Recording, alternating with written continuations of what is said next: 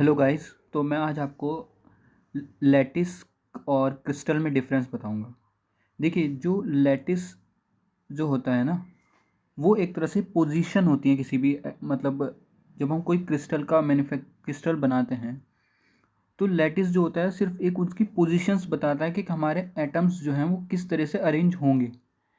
मतलब lattice physically कोई चीज़ नहीं होती। लैटिस एक फिजिकल पोजीशंस होती है। मतलब जैसे ये हम एक लाइन की फॉर्म में पोजीशंस बना दी, तो ये कि मतलब इस पोजीशन पे एक एटम आएगा, इस वाली पोजीशन पे एक एटम आएगा, इस वाली पोजीशन पे एक एटम आएगा।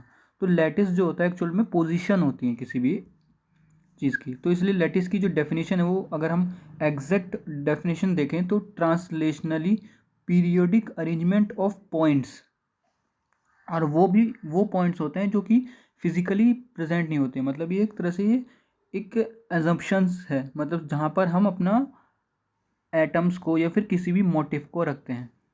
ठीक है। अब हमें अगर क्रिस्टल कोई बनाना है तो क्रिस्टल को बनाने के लिए हमें मोटिव के बारे में पता होना चाहिए। तो मोटिव क्या होता है? मोटिव को हम एक बेसिस भी कहते हैं, कहीं कहीं मोटिव को एज अ बेसिस भी कहा जाता है।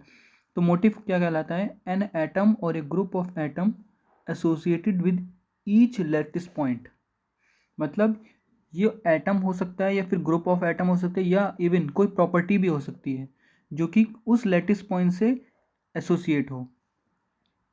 ठीक है, उस चीज़ को मोटिव कहते हैं। मतलब इसका कहने का मतलब क्या है? जैसे ये हमने लैटिस कोई बनाया, ये स्क्वायर लैटिस बनाया अगर हमने, ठीक है, तो स्क्वायर लैटिस पर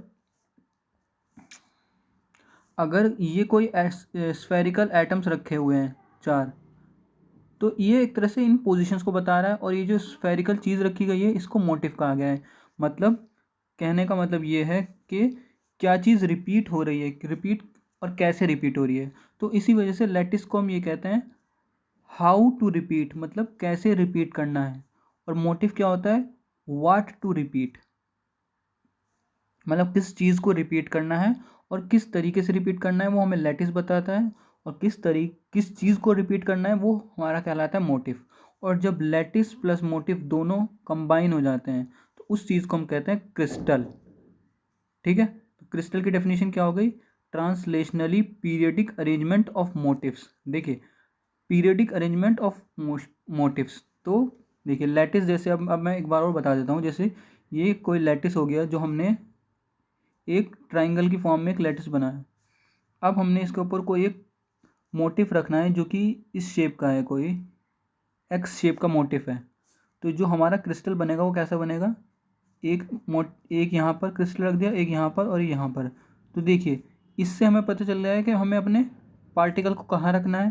तो ये हमारा कहलाता है लैटिस, और ये हमारा क्या है? मोटिव। मतलब इन पोजीशन पे क्या चीज़ को रखना है, और फाइनली जो हमारा बन के आया है वो क्या कहलाता है? हमारा क्रिस्टल। तो आई होप कि आपको बिल्कुल क्लियर हो गया होगा कि लैटिस किसे कहते हैं, मोटिव किसे कहते हैं, या फिर बेसिस किसे कहते हैं, और इन दोनों के कंबाइन होकर क्रिस्टल किसे कहते हैं। ठीक है, चलिए एक बार इसका एक एग्जांपल दिखा देता हूँ मैं आपको। तो देखिए, ये हमारा क्या हो गया? लैटिस हो गया, क्योंकि लैटिस पे हमने एक तरह से पोजीशंस बता दी कि इतने इतने डिस्टेंस पर पॉइंट्स हैं हमारे। तो ये हमारा क्या हो गया? लैटिस हो गया। अब हमने जो अपना मोटिव माना है वो एक लाइन को माना है, मतलब हर पॉइंट पर हम लाइन को रख देंगे। तो देखिए, ये वाली इस तरह का जो मोटिव है इसको हमने हर एक पॉइंट्स पर रख दिया। तो पॉइंट्स पर रखने के बाद हमारे पास क्या बन के आया? ये क्रिस्टल बन के आया। तो फाइनली हमारा क्या हो गया? ये क्रिस्टल हो गया। तो lattice, how to repeat, what to repeat, and finally crystal form हो गया।